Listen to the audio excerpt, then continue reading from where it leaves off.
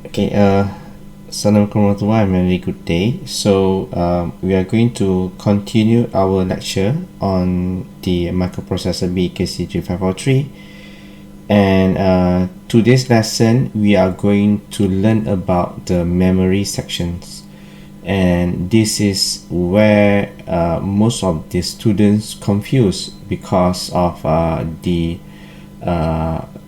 base number that we are going to use is mainly on the base 16 numbers. Okay, no matter what, we are going to learn first the introductions of the memory. Prior to this, we have learned about the CPU. So if you just want to recap on the CPU before, you have the pins around 64 pins, so you know that we have the data pins and we have the address pins. Okay, now we are moving to the memory. So where's the memory here? If you go back to the first slides before, right, this is the one that we learn about the whole concept. I mean, this is the whole microcomputer system, which is a computer.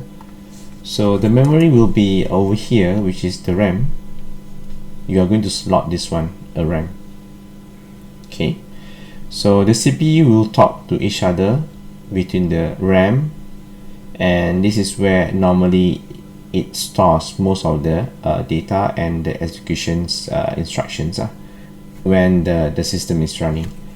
So okay, let's go back to these slides, the latest slides that we are going to work on. Okay, this is just this is an example. This is just an example of a RAM.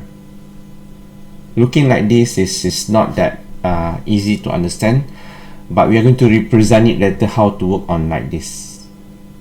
But prior to that, we need to know that what is the function of a memory. So if you go to the next slide, it says the function is to store the binary data representing the executions to be executed by the microprocessor. So this is going to be a binary data. Binary data is only consists of 10 10 10. Okay, so this is where some sort of the you can see that desktop cover. I think let me try binary wallpaper.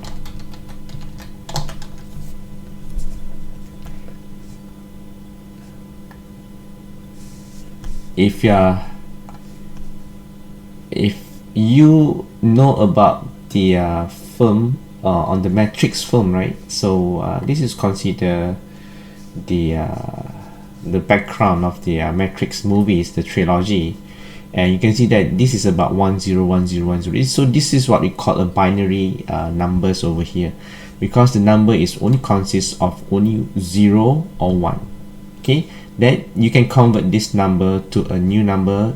Let's say, for example, the normal number, which is the our own base, I mean the 10 base, and the last one is a hexa, it's a 16 base.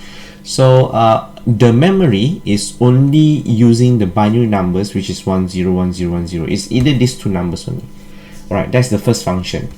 The second function is to store the binary data, which is used by the software. So there are two things over here, even though the format is the same, but the first one is dealing with the instructions, which is the execution.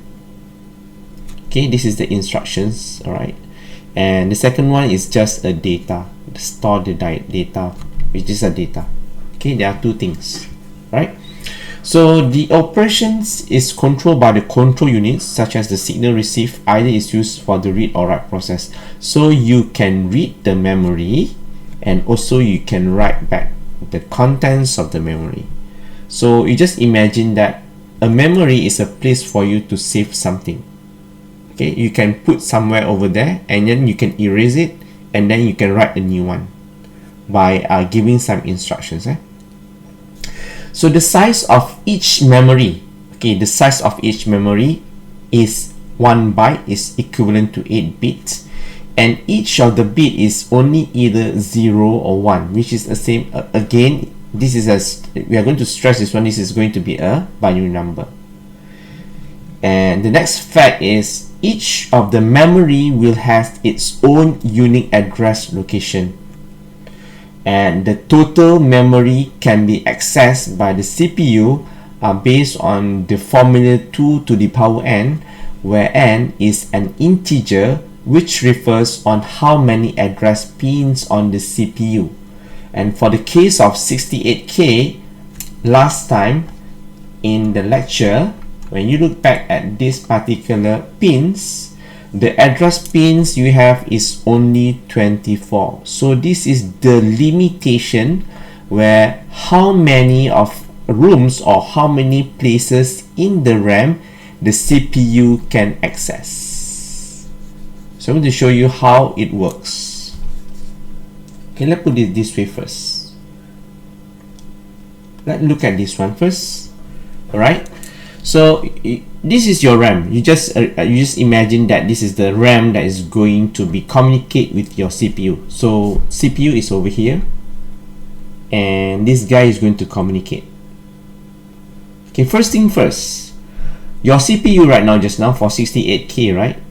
You have the pins for the address is around 24 pins only. Which means that the CPU can access up to different to the power 24 locations based on the pins on the hardware, because the CPU is limited by the pins over here.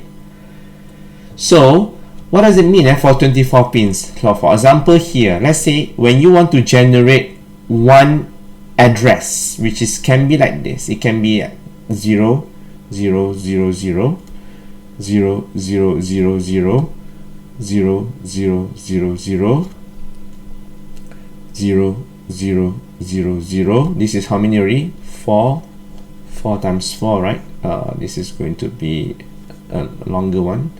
0 0 0 0 0 0 0 0 1 2 3 4 5 6 0 0 0 0. Okay, 1 2 3 4 5 6. It should be 6 only. Okay, here 6. Because I always going to be bracket it for 4 bits. Okay, 4 times 6. 4 times 6 is equivalent to 24. You just imagine that this is a 24 pins. So if you have a 24 pins, right, you can imagine that you can have a different number from this all equivalent to 0 to a number that all is going to be 1 1 1 1 1 1 1 1 1 1 1 1 1 1 1 1 1 1 1 1 1 1 1, and this is going to be a total of 2 to the power 24, which is 16 777,216 byte. This is equivalent to 16 megabyte. So that's why when you want to purchase a PC, right, you are looking at the memory, how much the system can support. So that support is based on the CPU itself, because the CPU is the limitations that's going to be considered on how many locations in the memory it can access. Access means you can go in and read or write. So for example here, this is you want to represent a memory here. This is a physical memory, right? So you want to represent it to a picture that you can understand. So the rules just now is each of the memory location must be 8-bit in size. So this is going to be 1 1. For example, this is all 1, right? So how many of them? This is equivalent to 8-bit of size. So the first location will be have the address of 0. This is the first address. This is we're going to do the address, and then you can know that it's going to be an increment. The number will be increased, right? So the next one will be 1 2 3 4 5 6. This is by own number. This is not by binary numbers. This is, for example, this is our numbers, what I call it's not hexa, it's a base 10 number. This is our base 10 number. Hexa is base 16, so this is going to be a base 10 number. This is the address. So you can see that from here till the end, the total will be around 16 megabytes locations because of the limitations of 24 pins over here. If you have more than 24 pins, it can access more than that. If it has only 16 pins, means that it can access up to 2 to the power 24 only. So that's the real thing that you need to understand. Why the CPU can access the memory and how much it can access the locations, because each of the memory is still 8-bit in size, but it has different address over here. So how to calculate the address? The first one should be all this one 000, right? So this is going to be all 0. If I'm using the binary number, this is the binary number equivalent to 0 here. Okay, so the last address for a memory location is going to 2 to the power 24 is -1, because the 0 is already been captured in the calculation, in the counting. And finally, you can find out the last value here. The location is 16777-215. This is the location. Okay, so normally we are going to use a hexa number to represent the address, and we are normally use I'm going to use 2 layers of this one to represent our memory for the teaching process. So how it works over here, let's try to draw again. So you have the memory here, this is your memory. And how to draw, we are going to draw like this normally. This is going to be, just now this is only 1, right? This is going to be 8-bit. 1 2 3 4 5 6 7 8. So we are going to put this one is odd, and the second one is going to be over here. We're going to call this number is even location.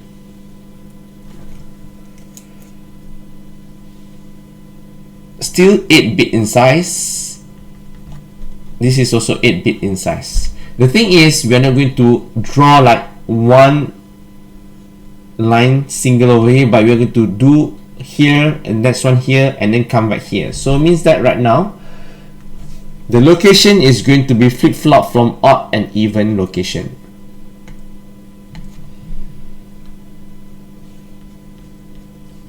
So this is the example.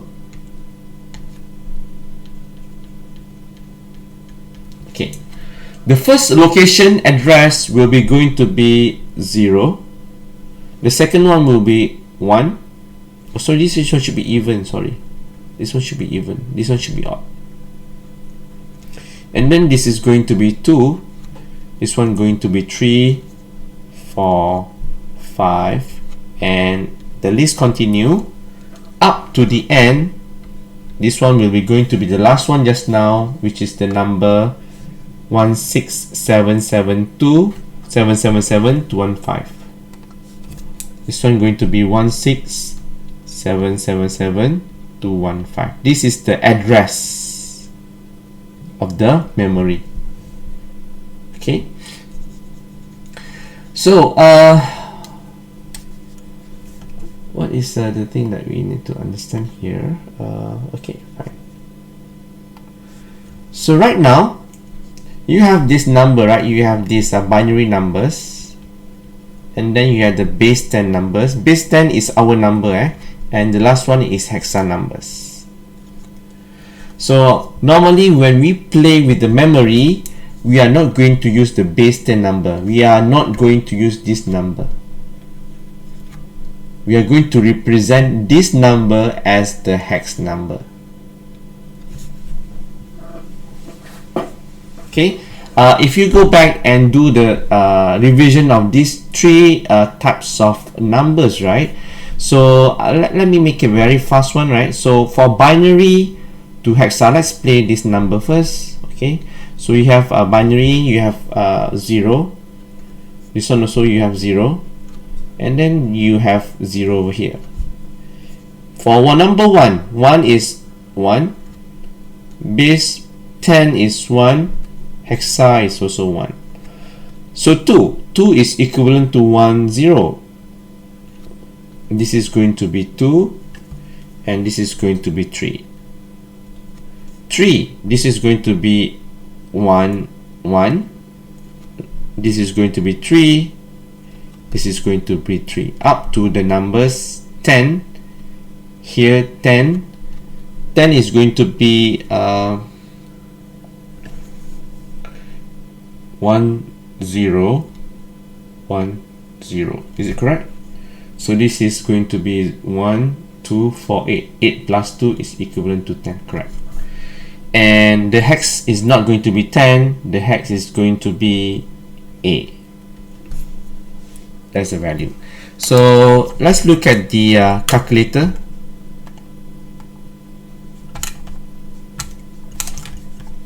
Let me open up a calculator first. Let me try to look at the calculator.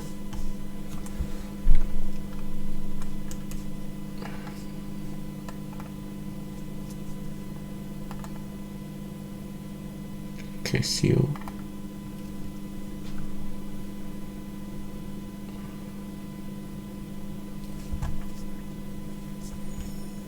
Okay, this is a calculator that you use normally in the class. Let's go to the mode base 3. So you have the decimal here, which is our number base 10, and then you have the hexa numbers, and then you have the binary numbers over here. Okay, so let's do this one, right? So means 0 is 0 binary, and if you change to decimal, still 0, and hexa still 0. But if you go for number 2, right? So number 2 for decimal, this is going to be decimal 2. 2 is equivalent to decimal, and then you change it to hexa. This is still 2, and then this is going to be binary 1, 0, which is this one. Okay, up to 10. Now 10, let's go back to 10 decimal, which is the base 10. 10 for decimal is equivalent to how many binary, which is 1, 0, 1, 0. And then you have the hexa is A. So means that I can write down like this. I don't want to use decimal anymore. I'm going to draw by using the numbers of hexa numbers. So this is going to be 0, and we are going to put 6 digits of it. I will tell you why it has 6 digits. Okay, this is a 0, 0, 0, 1. This is 0, 0, 0, 2. This is 0, 0, 0, 3. And up to 10, this is maybe, this is down, going to be 0, 0, 0, 0, 0, 9. And the 10 will be 0, 0, 0, 0, 0, 8. Okay, this is the address. And you have to put $sign to tell me that this is a hexa numbers. So why we are using this hexa numbers is because that you cannot use binary, because binary you are going to draw a long numbers, which is very long numbers up to 24 bits. If you put a base 10 or decimal number, is not really easy, because when you play with the simulator will play the hexa numbers. And that is why we are using hexa numbers over here. And why 6? Why 6? So if you can remember again, if you want to change hexa to binary, each of this number will represent up to 4 numbers of binary. For example, that if you want 1 for hexa, 1 base 16 is equivalent to 0, 0, 0, 1 base 2. So what does it mean here? So if you have 6 digits for hexa, so 1 digit represent 4 binary. So 4 times 6 is equivalent to 24 bits, which is the same. So that's why we are going to use these hexa numbers as our address representation. So from the memory just now, okay, the memory is based on the memory is a sort of a storage where you want to store the data or the instructions, and then this is how we are going to represent the memory, and each of the memory has its own unique address, and the size will be 8 bits, and the total how much CPU can access your memory is based on the physical locations of your address pins. If your address pin is 24, then the total of memory it can access is this one. So this is the method how you want to check the address. So for example, the last one, of course we know that for the last one it must, this one is FFFFFF. So if you convert this one to binary, right, F is equivalent to what just now? Now F in hexa is equivalent to what in binary? Is 1111. So the last one is 1111, 1111, 1111, 1111, 1111, 1111. So this one is this one, this one is this one, this one is this one, this one is this one, this one is this one, and this is representing the numbers for the binary. This is hexa numbers, and this is decimal. So it proved that I did talk just now about the last location will be like this, because you have 24 pins, right? You can up to generate around this number, total of different numbers of the memory. Okay, so this is the method how you want to represent, and we are going to use this representation to draw our memory by using this image. You have the partition for the even location, and you have the odd locations. This is very important if you want to play around later when you want to insert the value. So you know that there are rules that you have to comply to make sure that your data will be inside the memory. Okay, so this is going to be the basic introduction first in the memory. So what you need to understand is the binary numbers, what are the difference with the decimal, and finally the hexa numbers. This is you have to go back and do the revisions, how to convert, how to do this one, and how you want to write a hexa numbers, all those stuff. Okay, so this is the memory. Okay, next one. Then you have the I/O. This is quite easy. The I/O is a things that something that going to change the information from the outer world. So that is the case. For example, that monitor you want to change it to the display from the disk. You want to take you want to watch the movie, right? Means that you have to read from the disk and go into the CPU. That's all those things are I/O. Mouse, what else? Keyboard. That's all very simple. That's a peripherals for the I/O. Okay. And then the basic operation of a microcomputer, this is the terminology. Okay, when you want to have the operation of microcomputer, there are two basic operations, which is to fetch and to execute. This is the process where you want to fetch the execution code from the memory, and the next one will be the execution phase where you have to execute the execution codes. Okay. This one is going to be look at the ID68K, the software that we are going to use later. So two process, fetch cycle and execute cycle. So this is just the process. You have the reset, and then you have this process, decode and execute. Never mind this one. We're going to look first. We're going to look later on the ID68K on how it works. Okay. So this is the definition of the fetch cycle, what it's doing. And this is the process of the how the fetch cycle works, and then you have the execution cycle. So this is just an example of it, and it based on the process and how the address bus is working, how to read from the memory, and how to execute, how to write from the memory, something like that. Okay, the main thing here for today's lecture is the one that we must learn and understand how we are going to work with the memory. Okay, what is the limitations of it, and what is the factor of the limitation that make it smaller or bigger, something like that. So that's why when you play when you want to buy a memory, right, you are going to look at the board. I mean the limitations of the board is how much it can cater.